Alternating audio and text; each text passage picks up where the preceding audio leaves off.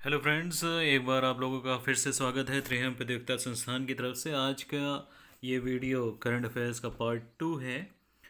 जो भी सज्जन हम लोगों का डेली टेस्ट सीरीज ज्वाइन करना चाहते हैं, ये जो लिंक दिया है इसको कॉपी करके टेलीग्राम चैनल को ज्वाइन कर सकते हैं। अगर कोई समस्या आती है तो दिए गए नंबर पर आप कॉल कर सकते हैं, व्हाट्सअप कर सकते हैं या टेलीग्राम कर सकते हैं। तो आज के क्वेश्चंस को देखते हैं हम लोग। हाल ही में समाचारों में देखा गया रणथंभौर टाइगर रिजर्व कहाँ पर स्थित है। तो रणथंभौर टाइगर रिजर्व जो स्थित है वो है राजस्थान में। कहाँ पर है? राजस्थान में स्थित है। अच्छा, ये जो टाइगर रिजर्व है ये बनास नदी के उत्तर में है ना? किस नदी के उत्तर में है? बनास नदी के उत्तर में है। और चंबल नदी दक्षिण में इसके बहती है। ठीक है, तो अगर हम देखें तो अगर मान लीजिए ये टाइगर रिजर्व है तो उत्तर में बनास नदी है और चंबल नदी दक्षिण में है। ठीक है। समाचारों में ये क्यों है? क्योंकि अभी क्या हुआ था, यहाँ से 6 बाघ जो जिसमें 4 एडल्ट बाघ थे वो गायब हो गए थे। ठीक है, लेकिन जो वन अधिकारी हैं वो इनको लापता करार करने के लिए तैयार नहीं है। तो इस वजह से ये खबरों में था। निम्नलिखित में भारत के निकोबार द्वीप समूह में कौन सबसे बड़ा द्वीप समूह है? ठीक है, तो कोंडुल, कार निकोबार, ग्रेट निकोबार और पिलोमिलो में सबसे बड़ा जो है ग्रेट निकोबार है। ठीक है। ये सुमात्रा के उत्तर में है और अंडमान निकोबार का सबसे दक्षिणी है। ठीक है, और जो निकोबार द्वीप समूह का है उसका भी सबसे दक्षिणी है और सबसे बड़ा है। तो अभी ये खबरों में इसलिए था, नीति आयोग ने इसमें 150 वर्ग किलोमीटर से ज़्यादा की भूमि को सुलभ बनाया जा रहा है। एक स्थायी दृष्टि से जो समग्र और स्थायी दृष्टि के चरण चलाए जा रहे हैं उसमें 150 वर्ग किलोमीटर से ज़्यादा की भूमि जो है सुलभ बनाई जा रही है और कुछ योजनाएं चलाई जाएंगी उसके लिए सुलभ बनाई जा रही है। जैसे कुछ योजनाएं जो यहाँ पे चलाई जाएंगी, जल्दी से हम लोग उसके बारे में बात कर लेते हैं। एक 22 वर्ग किलोमीटर में हवाई अड्डा बनेगा। दक्षिण खाड़ी में एक परिवर्तन बंदरगाह बनेगा।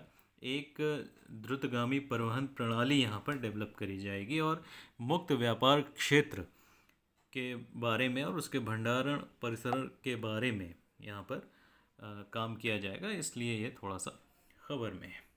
किस भारतीय राज्य ने सामर अभियान को चालू किया है? तो झारखंड में। ठीक है, झारखंड में ये सामर अभियान चालू किया गया है। सामर अभियान क्या है? ये कुपोषण से निपटने के लिए, किससे निपटने के लिए है? कुपोषण से निपटने के लिए अभियान चलाया जा रहा है। एनीमिया से जो पीड़ित महिलाएं हैं और कुपोषित बच्चे हैं उनको पहचान उनकी करी जाएगी और फिर उनका जो है ट्रीटमेंट किया जाएगा। Strategic action for alleviation of malnutrition and anaemia reduction. ठीक है, ये इसका पूरा जो सामर है ना, जो सामर का हमने आपको बताया यहाँ पे फुल फॉर्म वो यहीं पर है। फिर से देख लीजिए, स्ट्रेटेजिक एक्शन फॉर एलिवेशन, यानी यहाँ पे डबल ए है, for alleviation of malnutrition and anaemia reduction. ठीक है, ये इसका फुल फॉर्म है। 1000 दिनों का लक्ष्य रखा गया है इसमें। चलिए आगे हम लोग बढ़ लेते हैं। भारत और ISA IPEA के रूप में सहयोग करने के लिए एक दूसरे के कार्यालयों पर मान्यता देने के लिए सहमत हुए हैं। ठीक है, तो वो देश कौन सा है? भारत और इसके अलावा एक और देश है जो ISA IPA के रूप में सहयोग करने के लिए एक दूसरे के कार्यालय को मान्यता देने पे सहमत हुए हैं। आंसर हो जाएगा हमारा जापान। ठीक है, तो ये ISA और IPA के रूप में सहयोग देने के लिए मान्यता देने में सहमत हुए हैं। अब यहाँ पे बात आती है ISA और IPEA क्या है? तो ये सक्षम अंतर्राष्ट्रीय खोज और अंतर्राष्ट्रीय प्रारंभिक परीक्षा प्राधिकरण है। क्या है? सक्षम अंतर्राष्ट्रीय खोज और अंतर्राष्ट्रीय प्रारंभिक परीक्षा प्राधिकरण। ठीक है, तो इसमें अंतर्राष्ट्रीय जो पेटेंट होता है, कोई भी चीज़ को पेटेंट अगर कराया जाएगा तो उसके लिए यहाँ पर वो किया जाता है, आवेदन किए जाते हैं, तो उसी के लिए ये रखा गया है। चलिए, बहुत इंपॉर्टेंट क्वेश्चन, विश्व खुशहाली रिपोर्ट में भारत की रैंकिंग क्या है? ठीक है, तो 2021 में भारत की रैंकिंग है 139 और कुल 149 देश हैं। ठीक है, तो बहुत ही दुखी हैं हम लोग। 149 देश है जिनमें 139वें स्थान पर भारत का स्थान है। यद्यपि थोड़ा सा खुश हुए हैं हम, क्योंकि 2019 में ही हम लोग 140वें स्थान पे थे। ठीक है, तो 2019 में 140वां स्थान था, लेकिन अभी हम लोगों का क्या है, 139वां स्थान है। ठीक है, और फिनलैंड जो सब फ़नी रहता है, वहाँ पर सबसे खुशहाल देश है, तो सबसे खुशहाल देश के रूप में फिनलैंड है। ठीक है, और कभी कभी ये पूछ दिया जाता है कि ये कौन सी रिपोर्ट है, तो ये नवी रिपोर्ट है। ठीक है, ये जो रिपोर्ट है ये 9th रिपोर्ट है। ओके, चलिए आगे देख लेते हैं हम। डाउन सिंड्रोम से पैदा हुए बच्चों में, डाउन सिंड्रोम से में पैदा हुए बच्चों में क्या ज़्यादा होता है? एक्स गुणसूत्र लापता होता है, एक्स गुणसूत्र की अतिरिक्त प्रति होती है, एक अतिरिक्त 21वां गुणसूत्र होता है, या कोई नहीं? तो एक अतिरिक्त 21वां गुणसूत्र होता है ना। इसी के कारण जो बच्चे का शारीरिक और मानसिक विकास है वो देरी से होता है, और उसकी विकलांगता का कारण भी यही बनता है। तो ये जो विश्व डाउन सिंड्रोम है, इस पे एक दिवस भी मनाया जाता है। तो विश्व डाउन सिंड्रोम दिवस मनाया जाता है 21 मार्च को।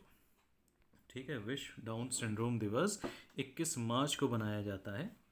और अब की जो 2021 का था, उसका जो विषय है वो #कनेक्ट, #कनेक्ट, ये इसका विषय है।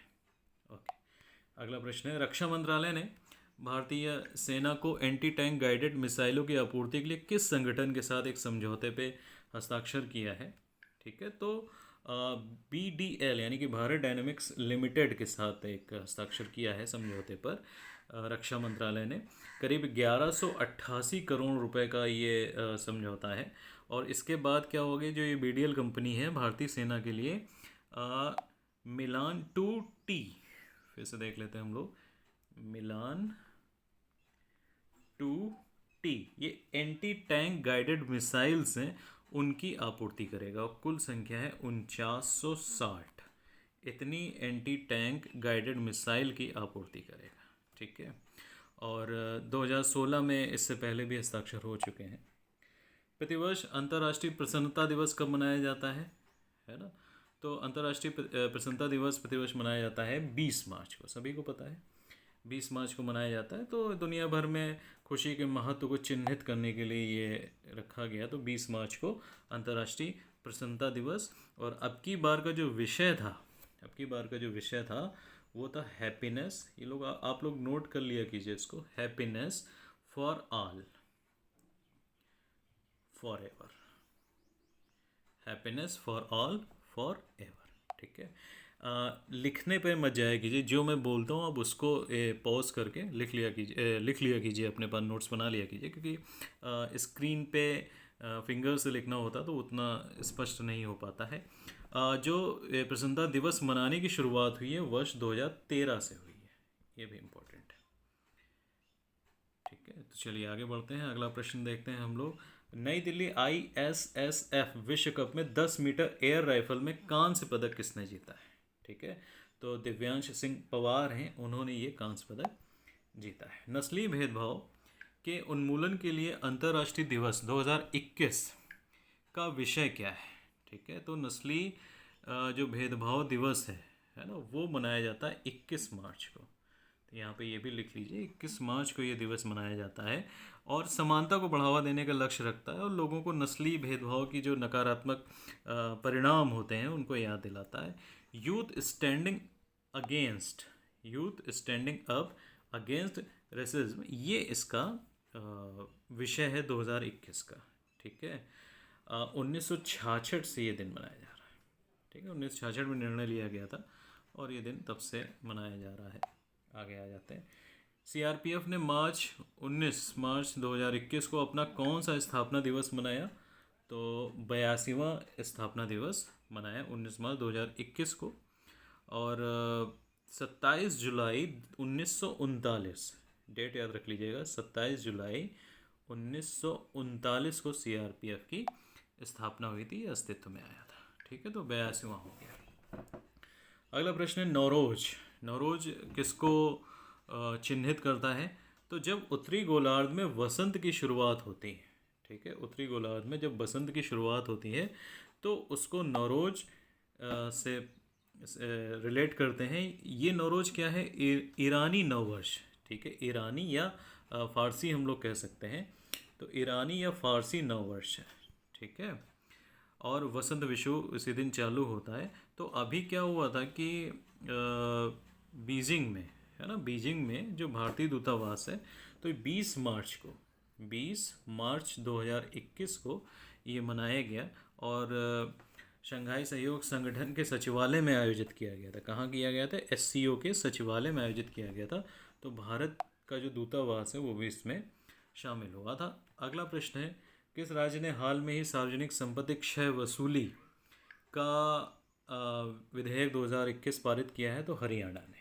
किसने किया है? हरियाणा ने। अभी विरोध प्रदर्शन के दौरान जो संपत्ति का नुकसान होता है उसकी भरपाई के लिए ये किया था। तो ये विधेयक पारित किया था, ठीक है, विधानसभा में। क्वेश्चन अगर ये आ जाता है कि पहला कौन सा ऐसा राज्य था जिसने ये विधेयक पारित किया था, तो उत्तर प्रदेश पहला ऐसा राज्य था जिसने ये वाला विधेयक पारित किया था। अभी हाल ही में हरियाणा ने किया है, ठीक है। किस अंतर्राष्ट्रीय संगठन ने स्कूली छात्रों के लिए H2O वाटर वाइज प्रोग्राम में भाग लिया है? ठीक है, तो यूनेस्को ने, ठीक है। कौन सा संगठन है? यूनेस्को ने। तो जो टूनस मीडिया समूह है, कौन? टून्स, टूनस लिखा है, टून्स मीडिया समूह और यूएसओ इंडिया द्वारा शुरू किया गया H2OOH ने ऊ होता है ना, तो ये वाटर वाइज प्रोग्राम हाल ही में यूनेस्को द्वारा शामिल किया गया था, ठीक है। National mission for clean Ganga, national mission for clean Ganga, united schools organisation of India, water digest पत्रिका और टून्स मीडिया की साझेदारी में हुआ था। फिर से किन की साझेदारी में हुआ था? National mission for clean Ganga, united school organisation India, water digest पत्रिका और टून्स मीडिया ग्रुप। ओके, चलिए अगला प्रश्न देख लेते हैं हम लोग। हाल ही में किस देश में अफगान शांति बैठक की मेज़बानी करी? ठीक है, तो रशिया ने अफगान शांति बैठक की मेज़बानी करी। और अंतर्राष्ट्रीय पर्यवेक्षक जो अफगान में शांति प्रक्रिया को शुरू करने में भाग ले रहे हैं, मदद कर रहे हैं, उन लोगों ने भी इसमें पार्टिसिपेट किया था। अगला प्रश्न है, भारत सरकार द्वारा लॉन्च किए गए ऐप स्टोर का नाम क्या है? ठीक है, तो जैसे गूगल प्ले स्टोर होता है, वैसे ही भारत ने अपना पहला स्वदेशी रूप से विकसित ऐप स्टोर लॉन्च किया है, मोबाइल सेवा ऐप स्टोर। ठीक है, वर्तमान में कई डोमेन और सार्वजनिक सेवाओं को श्रेणियों के साथ करीब 965 लाइव ऐप को सपोर्ट कर रहा, होस्ट कर रहा है। ठीक है, प्रारंभिक चरणों में ये मुफ्त होगा। और कभी कभी पूछ दिया जाता है कि ये किसके द्वारा लॉन्च किया गया, तो इलेक्ट्रॉनिक्स और सूचना प्रौद्योगिकी मंत्रालय द्वारा इसको लॉन्च किया गया है। राइट, चलिए अगला प्रश्न है, किस देश ने 18 मार्च 2021 को इच्छा मृत्यु को वैध बनाने वाला कानून पारित किया है? इच्छा मृत्यु को वैध बनाने वाला कानून पारित किया है, तो स्पेन ने। ठीक है, 18 मार्च के आसपास इन्होंने ये किया था कि अब इच्छा मृत्यु को ये अनुमति दे देगा, जिसमें चिकित्सा कर्मचारी होते हैं जानबूझकर दुख को दूर करने के लिए जीवन को समाप्त कर देंगे। हाँ, लेकिन कोई भी अन्य चीज़ नहीं दी जाएगी कि किसी चीज़ से जीवन को समाप्त कर दिया जाए, बल्कि जो उनका चिकित्सीय उपचार है वो रोक दिया जाएगा। ठीक है, अगला प्रश्न है, कौन सा भारतीय राज्य मुख्यमंत्री चिरंजीवी योजना प्रस्तुत करने जा रहा है? तो मुख्यमंत्री चिरंजीवी योजना प्रस्तुत करेगा राजस्थान। ठीक है, और 1 मई से, कब से? 1 मई, यानी कि मई दिवस पर इसको शुरू किया जाएगा। इसमें राजस्थान के सभी परिवारों को कैशलेस स्वास्थ्य सेवा प्रदान करी जाएगी और 5 लाख तक की स्वास्थ्य सेवाएं होंगी, जो आयुष मिशन है उसके अंतर्गत। भारत के किस राज्य में रैटले हाइड्रो इलेक्ट्रिक पावर कॉरपोरेशन स्थापित किया जाएगा? तो अभी ये जितनी भी तमाम सब योजनाएं चल रही हैं वो जम्मू कश्मीर और लद्दाख को सेंटर में रख के चल रही हैं। तो ये जो रैटले हाइड्रो इलेक्ट्रिक पावर कॉरपोरेशन है, ये जम्मू कश्मीर में स्थापित किया जाएगा। जम्मू कश्मीर का एक ज़िला है किश्तवाड़, उस ज़िले में इसको स्थापित किया जाएगा। ठीक है, इसके लिए NHPC से इनका टाई अप हुआ है। अगला प्रश्न है, विश्व में दूसरा सबसे बड़ा हथियार आयातक देश कौन सा है? तो विश्व में दूसरा सबसे बड़ा हथियार आयातक देश है अपना भारत। ठीक है, जबकि आयात में 33% की इस समय कटौती हो चुकी है। फिर भी 2016 से 20 के बीच में जो ये एरिया है 5 साल का, इसमें सबसे बड़े हथियार आयातक के रूप में भारत उभरा है। ठीक है, ये सिप्री के द्वारा जारी किया जाता है। ये जो रिपोर्ट्स हैं ये सिप्री के द्वारा जारी करी जाती हैं। सिप्री का मतलब Stockholm international peace research institute. ठीक है, तो क्वेश्चन ये भी आ सकता है कि आयात में कितने की गिरावट आई है, तो ये भी याद रखिएगा, यहाँ पे आयात में 33% की गिरावट आई है। कौन सा मंत्रालय विदेशों में महिला हेल्पलाइन केंद्र स्थापित करेगा? तो महिलाओं से रिलेटेड है, तो महिला एवं बाल विकास मंत्रालय ये कार्य करेगा। निम्नलिखित में से कौन मध्य और पूर्वी यूरोप सीईई के सदस्य देशों के अंतर्गत नहीं आता? ठीक है,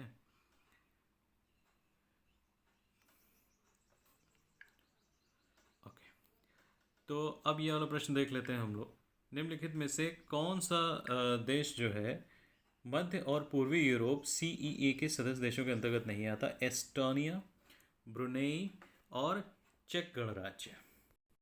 तो सीईई यानी कि मध्य और पूर्वी यूरोप के जो सदस्य देश होते हैं उसमें बोस्निया होता है, अल्बानिया है, हर्जेगोविना है, क्रोएशिया है, बुल्गारिया है, एस्टोनिया है, चेक गणराज्य है, हंगरी है, ग्रीस है, लातविया है, लिथुआनिया है, मोंटेनेग्रो है, मैसेडोनिया है, रोमानिया है, पोलैंड है, स्लोवाकिया है, सर्बिया है और स्लोवेनिया है। ठीक है, तो इतने देशों में हमने जो देखा तो ब्रुनेई इसमें नहीं आया। तो मध्य और पूर्वी यूरोप यानी सीईई के सदस्य देशों में कौन नहीं आता है?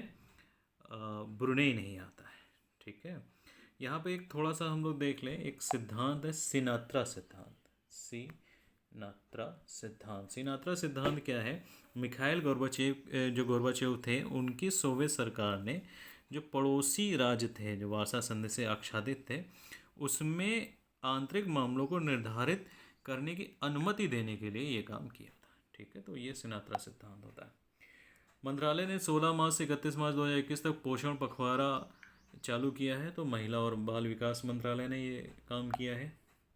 किस संगठन ने, अगला प्रश्न है, किस संगठन ने एम्ब्रेसिंग डिजिटल इज कोविड-19 the catalyst for lasting change नामक शीर्षक से एक सर्वेक्षण आयोजित किया है? ठीक है, तो ये इवाय है। कौन है? इवाय, ये संस्था इवाय है। तो इवाय है, इसके साथ एक इंपीरियल कॉलेज भी है। ठीक है, इंपीरियल कॉलेज लंदन का, उसने institute for global health innovation पूरा नाम है, उसने ये शीर्षक से सर्वेक्षण आयोजित किया है। इसके अनुसार क्या था कि कोविड-19 के दौरान भारत में स्वास्थ्य और मानव सेवाओं में तकनीकों को अपनाने में उच्चतम स्तर को देखा गया है।